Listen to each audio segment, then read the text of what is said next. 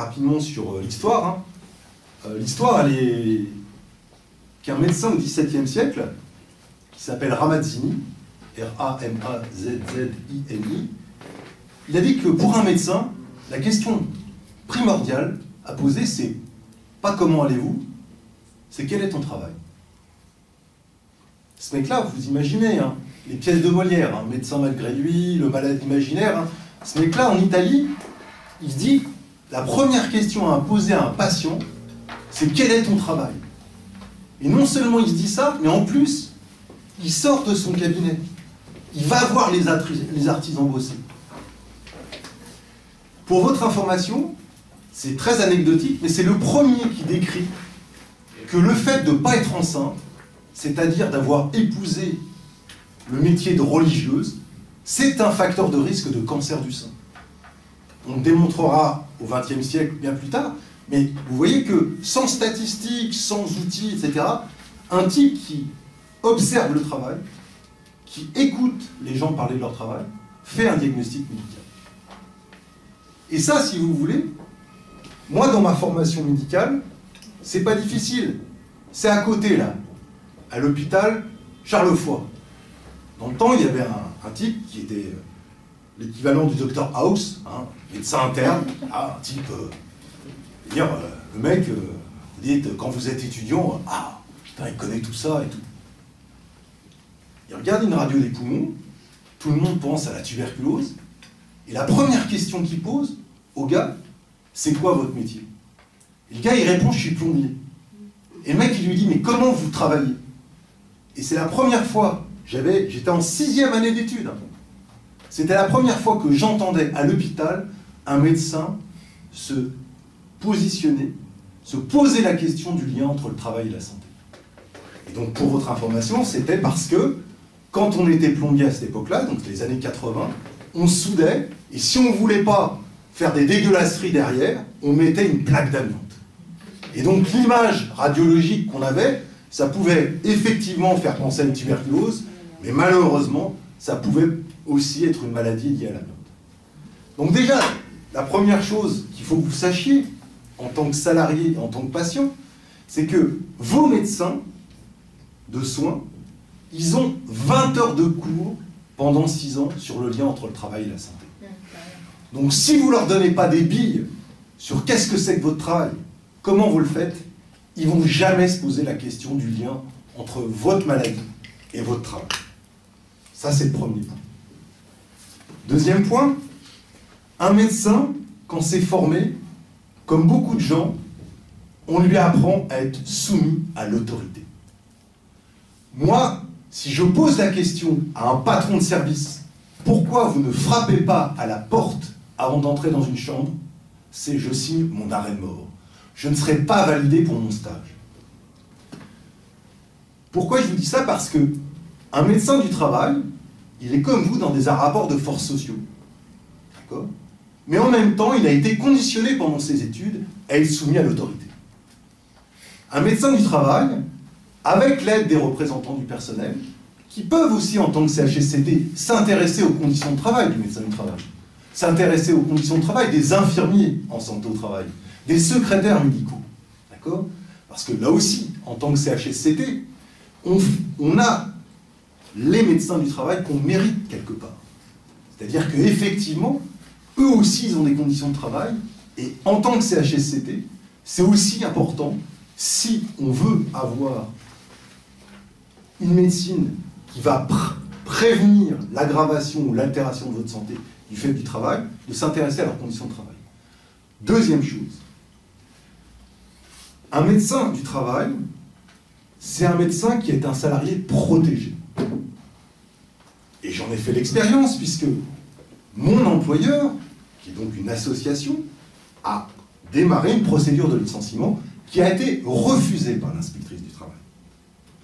Malheureusement, malgré donc les différentes réformes, l'acteur que vous allez voir de plus en plus, qui va être donc un infirmier ou une infirmière en santé au travail, n'a toujours pas le statut de salarié protégé. Et ça, effectivement, c'est aussi par rapport à un combat offensif et pas défensif, c'est obtenir que des autres professionnels de santé au travail, infirmiers ou infirmières, aient ce statut protégé. Parce que comment tu veux être indépendant techniquement par rapport à un directeur des ressources humaines, par rapport à un directeur technique, si tu n'as pas un statut de salarié protégé? Donc tu disais un combat offensif, je t'en donne un. Je t'en donne un, parce que là, oui, il faut se battre pour que, effectivement, les infirmiers et les infirmières en santé au travail aient le même statut que le médecin du travail, le salarié protégé. Deuxièmement, un médecin du travail, c'est un médecin. Il ne suffit pas pour un représentant du personnel de regarder le code du travail. Comme tout citoyen, il se doit de regarder le code de santé publique. Rappelez toujours à un médecin du travail qu'il est soumis à ce code de santé publique. Qu'est-ce qu'il dit, ce code de santé publique? Il dit que c'est un abus de pouvoir d'un médecin de ne pas informer loyalement et de façon compréhensible la personne qu'il a en face. Si votre médecin du travail ne vous informe pas sur vos risques professionnels, à ce moment-là, il faut le dénoncer publiquement. Et effectivement, c'est, selon moi, le rôle des représentants du personnel de faire un tract pour dire que c'est très bien qu'on m'interroge sur mon tabac, c'est très bien qu'on m'interroge sur le nombre de fruits et légumes que je mange par jour. Mais de l'autre côté, qu'est-ce que j'en sors de cette consultation? J'ai aucune information sur le lien entre mon travail et ma santé. Un médecin, ça se doit aussi, non seulement d'informer loyalement, mais ça doit aussi prendre des décisions avec le consentement de la personne. Un médecin qui conclut à une inaptitude médicale sans avoir travaillé avec vous sur est-ce que c'est vraiment ce que vous voulez, vous, entre votre emploi et votre santé, puisque moi, ce soir, il va falloir que j'achète ma baguette. Donc, le débat entre l'emploi et la santé, chacun on l'a tous les jours. Est-ce que je privilégie mon emploi ou est-ce que je privilégie ma santé? C'est pas au médecin de faire le choix à la place de la personne. C'est ça le consentement éclairé. Donc, rappelez toujours à un médecin du travail que c'est avant tout un médecin. Concernant les représentants du personnel, pour pouvoir comprendre le travail d'un médecin, d'une infirmière en santé au travail ou d'un infirmier en santé au travail, d'un professionnel qui est maintenant ce qu'on appelle un intervenant en prévention des risques professionnels, c'est-à-dire un ergonome, quelqu'un qui va s'intéresser à la toxicité de vos produits, quelqu'un qui va être psychologue du travail, etc., etc. Donc qui n'a pas, lui ou elle, d'obligation par rapport aux professionnels de santé. Les obligations dont je vous ai parlé, c'est le code de santé publique. Ces interlocuteurs, ingénieurs sécurité, techniciens sécurité, ergonomes, etc., ne sont pas soumis au code de santé publique. Donc vous ne pouvez pas leur dire qu'ils ne vous ont pas informé loyalement, etc. Néanmoins, effectivement, le combat, c'est qu'ils aient un statut protégé. Parce que sinon, ils vont dire ce que l'employeur leur demande de dire.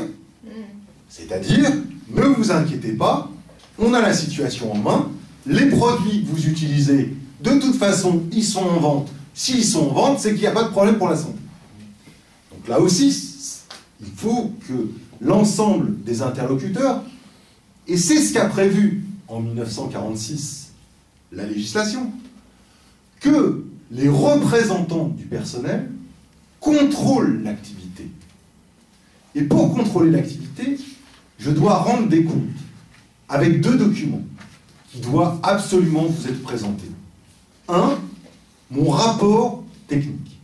Dans ce rapport technique, je ne vais pas parler de données individuelles. Je vous rappelle, un médecin du travail, c'est un médecin, et donc il est soumis au secret médical. Un médecin du travail, c'est un médecin de prévention. Et ce n'est pas un médecin de contrôle. Là encore, le code de santé publique est très clair. Et c'est pour ça qu'au jour d'aujourd'hui, parce que nous, avant les ordonnances, on a eu la loi de Madame El Khomri quand même. Alors c'est bizarre, hein. Vous verrez les textes quand même qui concernent la santé au travail, ça doit être super dangereux. Regardez la date de parution, le 8 août 2016. Le 27 décembre 2016, les décrets d'application. Comme si quelque part, remettre en cause tout le processus de protection de la santé au travail devait être fait en catimini sans que personne ne sache. Pour revenir donc sur le contrôle social, c'est-à-dire le contrôle par le comité d'entreprise, c'est le comité d'entreprise, en 1946, qui a eu la mission de 1. Donner son avis sur l'embauche et le licenciement d'un médecin du travail. 2. Donner son avis sur le changement de service de santé au travail. Puisque dans la fonction publique territoriale, énormément de fonctions publiques territoriales adhèrent à un service de santé au travail inter-entreprise. Ce médecin, il nous chante. Non, ça va pas. Allez, on va changer de service de santé au travail. Eh bien, si vous n'êtes pas vigilant, on ne vous le sollicitera pas pour avoir votre avis. Or, c'est prévu. C'est-à-dire que la législation de 1946 a prévu que, contrairement aux médecins de soins, individuellement, vous n'avez pas choisi votre médecin du travail, mais que collectivement, le comité d'entreprise contrôle son activité, son embauche, son licenciement et donc son activité. Deuxième document qu'en tant que CHSCT, vous devez absolument avoir, c'est la fiche d'entreprise. La fiche d'entreprise, ce n'est pas le document unique d'évaluation des risques professionnels qui est à la charge de l'employeur. C'est du point de vue du médecin du travail, qu'est-ce qu'il a, lui ou elle, identifié comme risque et comme lien entre le travail et la santé. C'est pareil. Un rapport technique d'un médecin du travail qui me parlait de nouvelles technologies. Les nouvelles technologies, elles me permettent, avec un logiciel, d'appuyer sur un bouton et de vous sortir des chiffres, sans commentaire. C'est génial. Qu'est-ce que vous allez en faire de ces chiffres? Donc là, effectivement, non pas parce que les médecins du travail ne veulent pas faire leur boulot, mais qu'effectivement, c'est comme tout salarié, ils sont soumis à l'intensification comme tout salarié, on n'est pas différent, hein. Sauf que vous, en tant que représentant du personnel, à quoi ça vous sert un rapport de chiffres, sans commentaire, sans analyse? Donc là aussi, c'est bien d'avoir la présentation du rapport annuel, mais si c'est que des chiffres, je vous rappelle que ce rapport annuel nécessite l'avis du CHSCT, l'avis du CE. Et donc, comment donner un avis sur un truc qui n'a que des chiffres? Je pense que j'ai déjà dépassé mon demi-heure, donc je vais arrêter. Non, c'est bon? Non, c'est bon. Ah bon. J'ai encore combien de temps? 7 minutes. 7 minutes, merci. 5, d'accord. Alors, concernons donc la dernière réforme de 2016, première chose, l'argumentaire de la ministre. La ministre du Travail, déjà ça commençait mal parce que le texte s'appelle la modernisation de la médecine du travail. Je vous rappelle que M. Antoine Sellière, en 1999, il parlait de la modernisation sociale. Donc déjà, modernisation, ça nous a fait peur. Le constat, c'est il n'y a plus assez de médecins. Oh, Sandek. En 1972, on met un concours entre la première et la deuxième année. On n'a pas besoin d'avoir fait beaucoup d'arithmétique pour se dire que, éventuellement, comme on va diminuer le nombre d'étudiants en médecine, il y a un moment où il va y avoir moins de médecins. Deuxième chose, les médecins, ils sont formés comment? Ben, ils sont formés à l'hôpital. Ils sont formés dans le soin. Donc, qu'est-ce qui est valorisé dans les études? C'est pas de la médecine de prévention, c'est la médecine de soins. Donc forcément, docteur, vous avez loupé vos études de médecine si vous faites que de la prévention et vous ne faites pas de soins. Donc, l'argument de Mme El Khomri à l'époque était 1. Il n'y a plus assez de médecins du travail, et 2. La spécialité n'est pas suffisamment attractive, comme ils disent. Donc, pour nous prendre avec des chiffres, puisque là, effectivement, ils avaient des chiffres, l'idée a été toute simple. on va introduire donc des professionnels de santé qui sont beaucoup plus nombreux, bien sûr, comme vous le savez, les infirmiers, il y en a plein. Dans quel cadre? Si votre entreprise, dans le document unique d'évaluation des risques, évalue que votre poste, 0 risque pour votre santé, vous ne verrez plus le médecin du travail, vous verrez donc un autre professionnel de santé, un infirmier. Sauf que, pour avoir son diplôme d'état d'infirmier, aujourd'hui, dans le cursus initial, vous n'avez pas d'heure sur le lien santé-travail.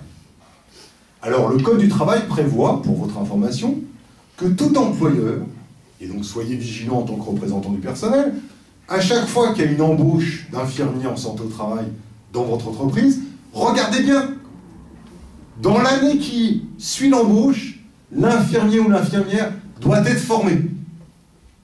Alors, en tant que représentant du personnel, je vous conseille de regarder la formation. Est-ce que c'est 6 semaines ou est-ce que c'est 8 mois? Ah, ça ne coûte pas la même chose, mais vous n'allez pas avoir le même professionnel aussi. Puisqu'il existe un diplôme interuniversitaire d'infirmier en santé au travail, mais effectivement, ça nécessite 8 mois de formation et de soutenir un mémoire. Le patronat a un organisme de formation qui vous forme une infirmière ou un infirmier en santé au travail en 8 semaines. Voilà. Hein, donc, ça aussi, c'est pareil, on a effectivement les professionnels qu'on souhaite en tant que représentants du personnel. Ces professionnels, on leur demande plein de choses. 1, informer sur les risques. 2, et c'est toujours comme disait Gérald, la responsabilité du patronat, il faut vraiment, la patate chaude, il faut la passer. Eh bien, la responsabilité qui est de l'employeur, principes généraux de prévention, article L4121-1 et suivant. S'il y en a un à retenir en termes de santé au travail, c'est celui-là, le L4121-1 et suivant. Le travail s'adapte à l'homme. C'est écrit noir sur blanc. Or, vous savez bien en tant que salarié que c'est vous qui vous adaptez à votre travail. N'empêche que c'est écrit dans la loi française. Principes généraux de prévention. L'information, c'est de la responsabilité de l'employeur. Eh bien, en 2016, on glisse. Vous devez sensibiliser en tant que professionnel de santé aux risques. Donc vous voyez tout de suite dégager la responsabilité de l'employeur sur la prévention de la santé au travail.